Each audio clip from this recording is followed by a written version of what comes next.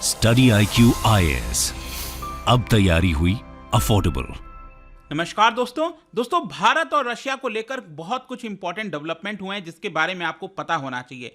एक तो कल से खबर ये बार बार आ रहा है कि भारत और रशिया के बीच में जो रुपी ट्रेड होने वाला था, क्या वो जो नेगोशिएशंस है, क्या वो जो डील है वो कैंसिल हो गया है। और दूसरा यहां पर जो बड़ा खबर आया है वो ये है कि भारत की जो ऑयल कंपनीज हैं, जो तेल कंपनीज हैं, उनका कुछ स्टेक है रशिया के अंदर, जिसकी वजह से उनको डिविडेंड आना था लगभग $400 मिलियन का। ये होता है करीब 3200 करोड़ रुपए। ये पैसा भारत के ऑयल कंपनीज के पास नहीं आ रहा है। ये आप देख सकते हो, Indian oil companies dividends totalling up to $400 million from Russian project stuck. तो इसको डिटेल से जानेंगे, साथ ही साथ आपको और भी कुछ बताऊंगा यहां पर ऑयल को लेकर कि क्या भारत जो ऑयल मंगाता है रशिया से, क्या उसका पीक आ चुका है। काफी कुछ जानने को है इस वीडियो में, चलिए आगे बढ़ते हैं। लेकिन उससे पहले ध्यान रखिएगा, अगर आप यूपीएससी 2024 की प्रिपरेशन कर रहे हैं तो आज से हमारा बैच, जी हां, आज शाम 6 बजे से हर रोज लाइव क्लास होगी। यह बैच आप ज्वाइन कर सकते हो, जिसके अंदर प्रीलिम से लेकर इंटरव्यू तक आपको सब कुछ तैयारी कराया जाएगा।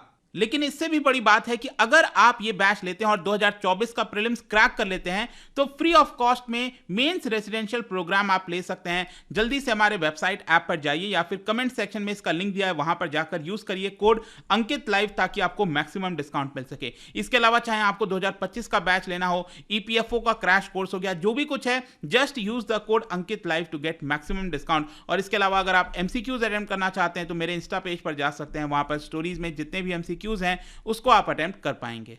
तो चलिए शुरुआत करते हैं और सबसे पहले देखते हैं एग्जैक्टली हुआ क्या है, खबर क्या आई है। देखो, डिविडेंड आप सबको पता होगा, जैसे कि मान लो फॉर एग्जांपल भारत में अगर आपने किसी कंपनी का शेयर लिया है, मान लो आपने रिलायंस का शेयर लिया है, मान लीजिए आपने टाटा का शेयर लिया है, ठीक है।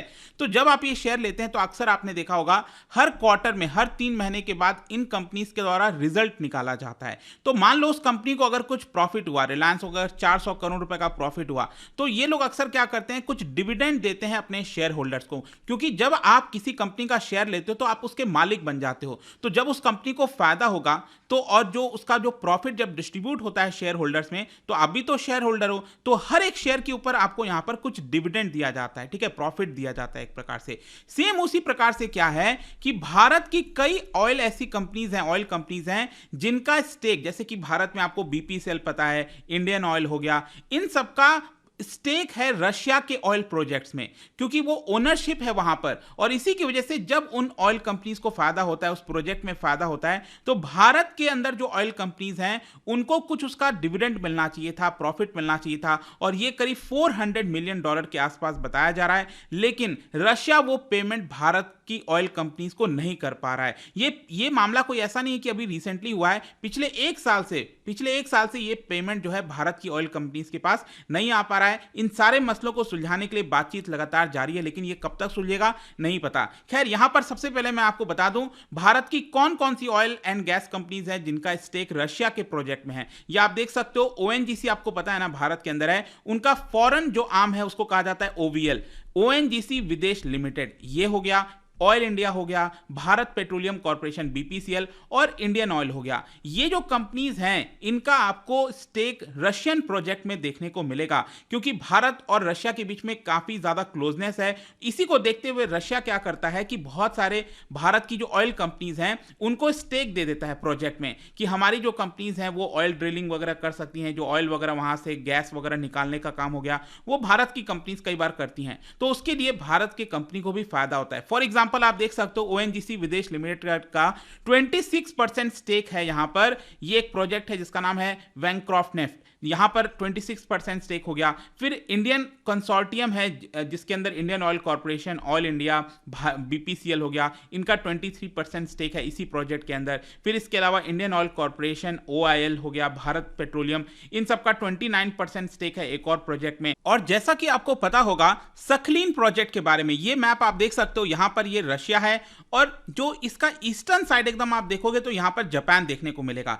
जापान के जस्ट नदर्न साइड में, राइट साइड वाला पिक्चर ये आप देख सकते हो, ये जापान का आइलैंड है। इसके जस्ट ऊपर के साइड में आप देखोगे, इसको कहा जाता है सखलीन आइलैंड। और यहां पर कई सारे प्रोजेक्ट्स हैं, बेसिकली सखलीन 1 प्रोजेक्ट हो गया, सखलीन 2 हो गया। इनफैक्ट मैं आपको बता दूं, जापान जो है वो कई सारा अपना जो गैस वगैरह है वो यहीं से मंगाता है बेसिकली। तो क्या है कि यहां पर जो सखलीन 1 प्रोजेक्ट है उसमें आपको ओवीएल, ओएनजीसी विदेश लिमिटेड लिमिटेड का 20% स्टेक देखने को मिलेगा। तो इस तरह से मैं बेसिकली कहना चाह रहा हूं कि रशिया में बहुत सारे ऐसे प्रोजेक्ट्स हैं जिसमें इंडियन ऑयल कंपनीज का हिस्सा है और उससे उनको मुनाफा होता है। वो जो पैसा है डिविडेंड $400 मिलियन 3200 करोड़ रुपए वो भारत के पास आना चाहिए था, जो कि नहीं आ पा रहा है। क्वेश्चन यह है कि क्यों नहीं आ पा रहा है। देखो, मेन प्रॉब्लम है पेमेंट सिस्टम का। ऐसा नहीं है कि रशिया देना नहीं चाह रहा। बेसिकली क्या है कि यूएस ने सैंक्शंस लगाया था, आपको पता है, यूक्रेन वॉर के बाद से, और उसकी वजह से क्या है, जो स्विफ्ट ग्लोबल पेमेंट सिस्टम है उसमें रशिया के बहुत सारे जो बैंक्स हैं उनको हटा दिया है और इसकी वजह से भारत के पास ये पेमेंट नहीं आ पा रहा है।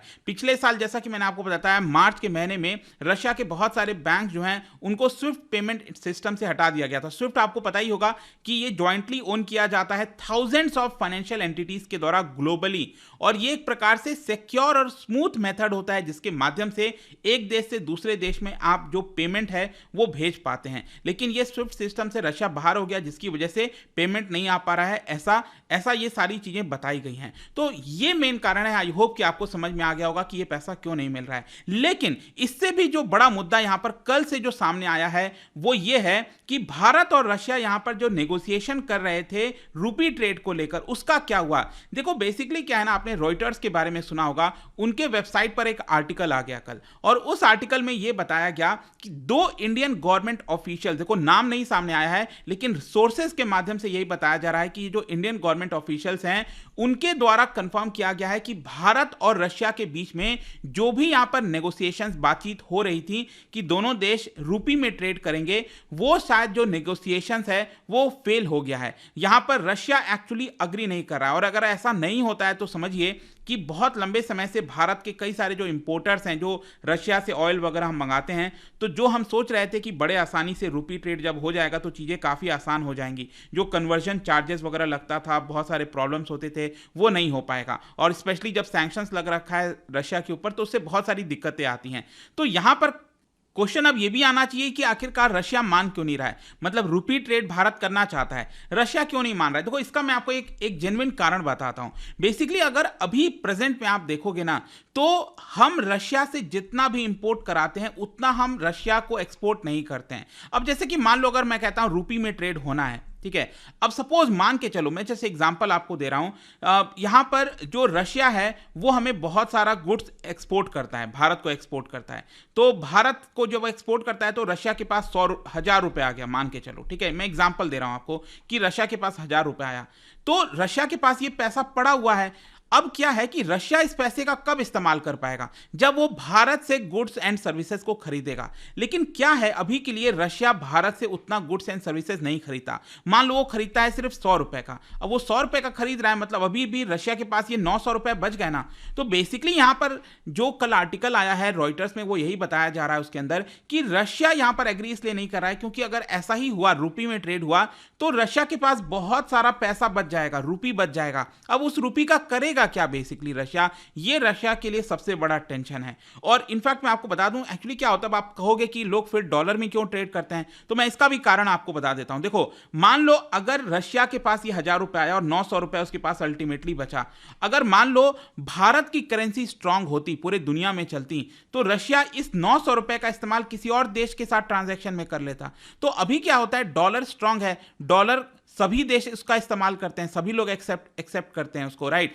तो रशिया, बाकी देश डॉलर का इस्तेमाल कर सकते हैं, लेकिन रूपी अभी सभी देश एक्सेप्ट नहीं करते। अभी भारत की इकोनॉमी उतनी मजबूत नहीं है यूएसए जितनी, जिस पे रूपी पर सबको भरोसा हो। तो यही मेन कारण है, आपको समझना है, जिसकी वजह से हो सकता है रशिया जो है वो रूपी ट्रेड के लिए शायद एग्री ना कर रहा हो। वैसे मैं आपको ये भी बता दूं, आर्टिकल के अंदर यह भी बोला गया था कि अगर मान लो भारत रशिया के साथ दूसरे करेंसीज में, जैसे चाइनीज युआन हो गया, बाकी कुछ करेंसीज हो गई, दिरहम वगैरह हो गया, अगर उसमें ट्रेड करना चाहता है तो कर सकता है। मैं आपको कुछ ट्रेड का डेटा भी बताता हूं, इससे अभी आपको आइडिया लग जाएगा। जब से अब देखिए, पिछले साल जब रशिया यूक्रेन का इन्वेजन हुआ था, रशिया ने इन्वेड किया था यूक्रेन में, तब हमारा जो इंपोर्ट था रशिया से वो था $10.6 बिलियन। ठीक है, हम रशिया से इतने गुड्स, इतने रुपए के सामान जो है, इतने वैल्यू के सामान रशिया से मंगाते थे, हम इंपोर्ट कराते थे। लेकिन आप देखिए अभी एक साल में ये जो इंपोर्ट वैल्यू है वो $10 बिलियन से बढ़कर $51 बिलियन हो गया। आप देख रहे हो ना, मतलब कैसे 4-5 गुना जो है वो इंक्रीज हुआ है इंपोर्ट। और वहीं इसमें सबसे बड़ा कंट्रीब्यूशन किसका है? ऑब्वियस सी बात है, ऑयल का है। ऑयल जिस तरह से हमने रशिया से मंगाया है सस्ते दाम पर, उसकी वजह से इसमें सबसे बड़ा कंट्रीब्यूशन है। तो यहां पर मेन चीज क्या है कि भारत तो रशिया से बहुत सारा सामान मंगा लेता है, लेकिन वही जो रशिया है वो भारत से सामान नहीं मंगाता है। अगर मान लो दोनों का ट्रेड बैलेंस होता, रशिया भी भारत से उतना ही सामान मंगाता, तब तो रुपी ट्रेड यहां पर हो सकता था आसानी से। लेकिन रशिया को इस समय चिंता यही है बेसिकली कि अगर वो रुपी ट्रेड करेगा तो उसके पास बहुत सारा रुपी का जो करेंसी है वो यहां पर बच जाएगा। अब उसका वो करेगा क्या, बेसिकली यही सबसे बड़ा इस समय टेंशन है। अब आप में से कई लोग एक और चीज सोच रहे होंगे, तो सर एक चीज बताइए कि अभी सेटलमेंट फिर कैसे होता है? मान लो स्विफ्ट सिस्टम वगैरह ब्लॉक है, तो अभी जो भी ट्रेड हो रहा है रशिया और भारत के बीच में वो कैसे हो रहा है? मैं आपको बता दूं, काफी सारा पेमेंट अभी आजकल दिरहम में हो रहा है। जो यूएई की करेंसी है ना दिरहम, उसमें यहां पर ये सारी चीजें हो रही हैं, और कुछ और करेंसीज में भी हो रहा है। वैसे मैं आपको बता दूं, डॉलर में अभी भी ट्रेड हो रहा है। ऐसा नहीं है, भले ही रशिया के ऊपर सैंक्शंस लगा हुआ है डॉलर का कि डॉलर इस्तेमाल नहीं हो सकता, लेकिन भारत और रशिया ने एक तरकीब निकाला है, थर्ड पार्टी के माध्यम से हम ट्रांजैक्शन कर रहे हैं। जैसे कि मान लो अगर भारत जो है वो सऊदी अरब के साथ जो है ट्रांजैक्शन कर रहा है, हम डॉलर में पेमेंट कर दे रहे हैं, तो उसका सेटलमेंट जो है सऊदी अरब रशिया से कर ले रहा है। मतलब इनडायरेक्टली यहां पर क्या है कि डॉलर से भी ट्रेड हो जा रहा है। लेकिन ये सारी चीजें इतनी आसान नहीं होती हैं, बहुत ज्यादा मुश्किल होता है उसको करने में, और इसी की वजह से हम चाहते थे कहीं ना कहीं रुपी में ट्रेड हो सके। जो कि कल जो आर्टिकल आया है रॉयटर्स में, उसमें बताया गया कि ऐसा यहां पर रुपी में जो ट्रेड का पूरा जो नेगोशिएशन था वो फेल हो गया। वैसे मैं आपको एक और चीज बता दूं, रशिया ने अपनी तरफ से बयान दिया है कि ये जो आर्टिकल आया था रॉयटर्स में वो एक वेस्टर्न प्रोपेगेंडा है। जो बात कही जा रही है कि रुपी ट्रेड का सेटलमेंट को लेकर जो नेगोशिएशन हो रहा था, बातचीत हो रही थी रशिया और भारत में, वो फेल नहीं हुआ है, ऐसा रशिया का मानना है। ठीक है, ऐसा रशिया की तरफ से बयान आया है। ठीक है, तो दोनों तरफ की जो चीजें हैं वो आपको ध्यान रखनी है कि एक तरफ बयान ये आ रहा है कि हाँ जो नेगोशिएशन है वो फेल हो गया है, लेकिन रशिया का कहना है कि नहीं, नेगोशिएशन अभी फेल नहीं हुआ है, आगे हम बातचीत करते रहेंगे और जितना जल्दी हो सके रुपी में ट्रेड करने की कोशिश करेंगे। अब देखते हैं वो कब तक हो पाता है, नहीं हो पाता। लेकिन अभी प्रेजेंट में आपको बता दूं, जो रुपी और दिरहम में जो ट्रेड है वो बेसिकली सिर्फ यूएई के साथ हो रहा है और किसी देश के साथ अभी उतना नहीं हो पा रहा है। ऑल्दो काफी हल्ला मचता रहता है कि रुपी में ट्रेड होना चाहिए, एग्रीमेंट हो रहा है, लेकिन ये सारी चीजें में बहुत लंबा समय लगता है, ये भी हमें समझना है। वैसे मैं आपको बता दूं, अगर मैं बात करूं कि जो ऑयल हम मंगा रहे हैं रशिया से, वो एक प्रकार से आप कह सकते हो कि ये जो अप्रैल का महीना है ये हम लगभग पीक पर पहुंच चुके हैं। देखो, जब रशिया यूक्रेन का वॉर स्टार्ट हुआ था उसके पहले हम 1% अपना जितना भी हम ऑयल इंपोर्ट करते थे उसका 1% भी हम रशिया से नहीं मंगाते थे।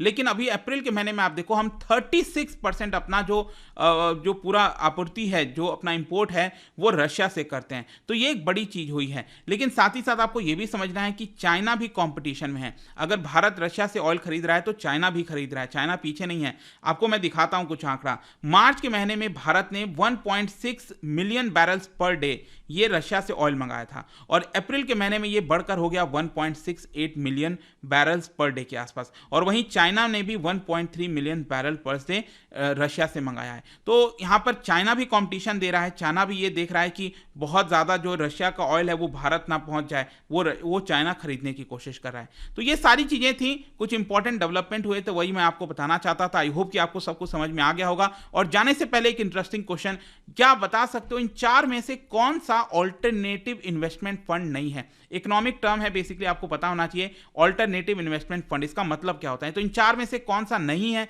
यह आपको बताना है। इसका राइट आंसर आप सबको पता है, मेरे इंस्टाग्राम पर तो मिलेगा ही।